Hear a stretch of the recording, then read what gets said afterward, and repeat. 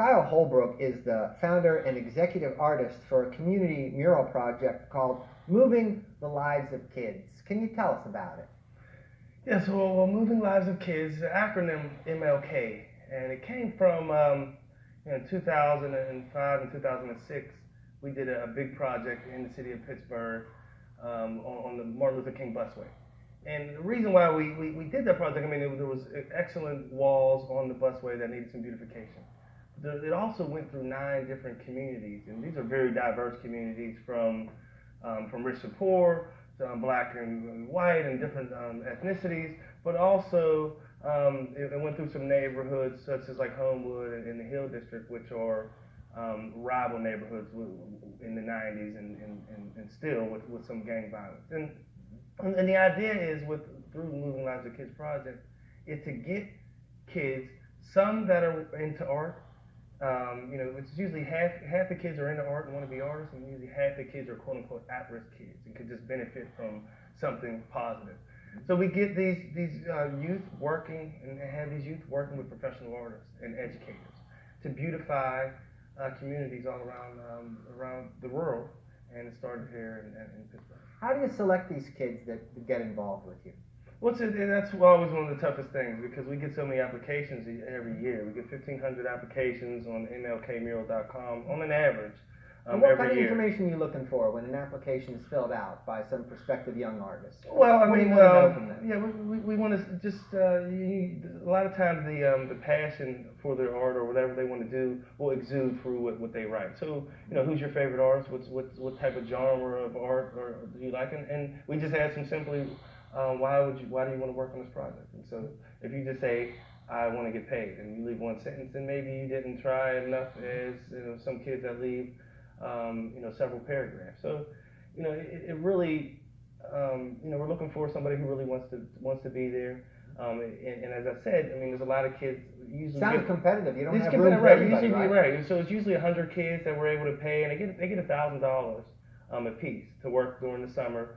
To paint. So as a kid, that's something I would always wanted to do. So I don't want them to take it for granted. But $1,000 sounds like a lot of money for a kid. Exactly. So they must get excited. They get excited, and a lot of times it's a big thing for families. Like I said, it's a lot of the kids are at risk and from low income families. So that can help. Help with their family, but also they can get art supplies and $1,000 for a kid, it's almost $1 million. What made you decide you wanted to dovetail your interest in art and being an artist with helping kids? Well, I mean, I think that a lot of that comes from my background. My mom and dad were both teachers. Education was just important in my family. And I've never been an artist that's interested in just painting some pretty picture. I like to see something that speaks to the people, something that can say something socially, something that can inspire and enhance the quality of life for everybody. I mean, these murals they'll be there for 25 years on an average with the type of materials we use. So they're going to affect people's lives, whether you're commuting, whether you live in that community, you're going to see it every day. And when you understand and have an understanding for the impact that imagery can make, and if it's some thought-provoking images. Sometimes some communities just need something positive to see. Sometimes a bright color, but also sometimes just some images that make you think, and that can spur and create its own positive. Are there certain themes that recur in your work? Well, yeah. I mean, it's been over 800 murals that I've done in the last 14 years. So.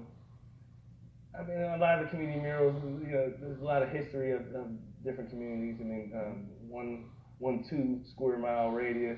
Is it possible to put something locally relevant in the mural? For example, definitely. I mean, we have a community component. We have a community process where we invite. One of the first steps, we invite stakeholders out, and this is our business owners. These are sometimes politicians, but people that live, residents definitely that live in the community. We ask them. We tell them what murals ends up being the voice for a community, and ask them what they want to see.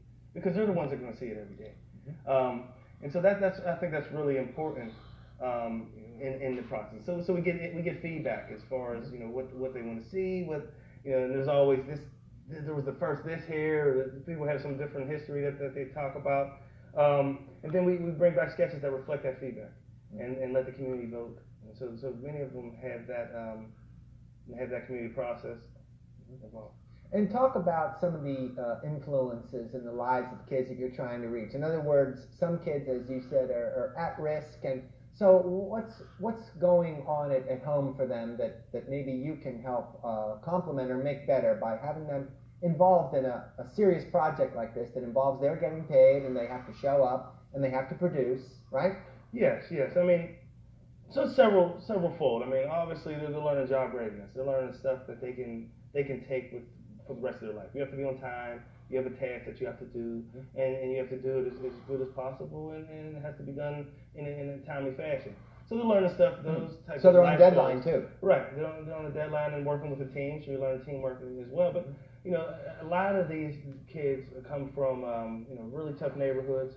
I mean, we've had everything from a kid come, his dad was just shot and murdered, but he wanted to come every day to job because it was kind of his getaway. And we've had we've written kids letters that have gone through our program to go to college. Kids have gone to Pratt, going on to art school. I know a girl, Christina Todd, who was with us when she was 8 years old. Now she's in her third year of college at Duquesne, excelling.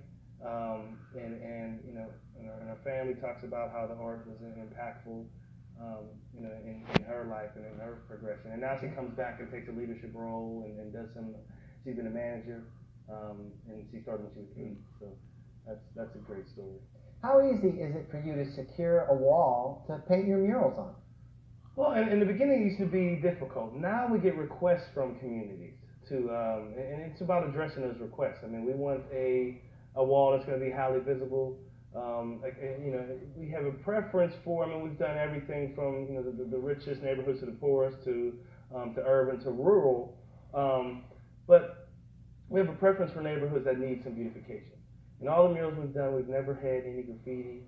No one's never graffitied one of our murals, and I think that speaks to us having that community process, us working with the actual community members and the kids to do the murals. And we've had a program through Allegheny County where people that have went to jail or got in some trouble with graffiti, they've gotten our program and we teach them some positive ways and to do art professionally and not illegally.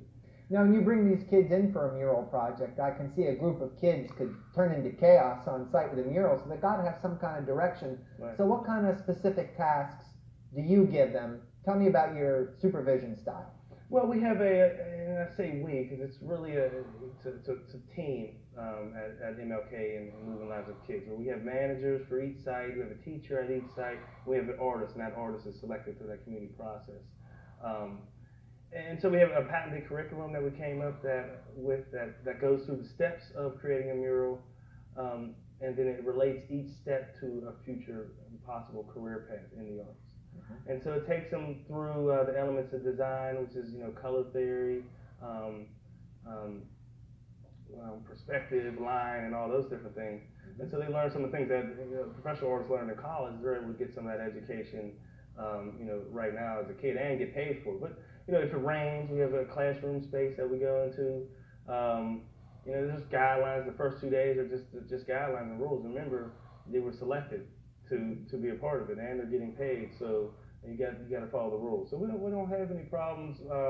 Minimal problems. I mean, these are teenagers, so but minimal problems with with behavioral issues and stuff because we set the guidelines at our orientation in the beginning, and now it's really in our 14th year. It's I don't want to say like a machine. I mean, it really works so well. I'm in the beginning stages to get to that.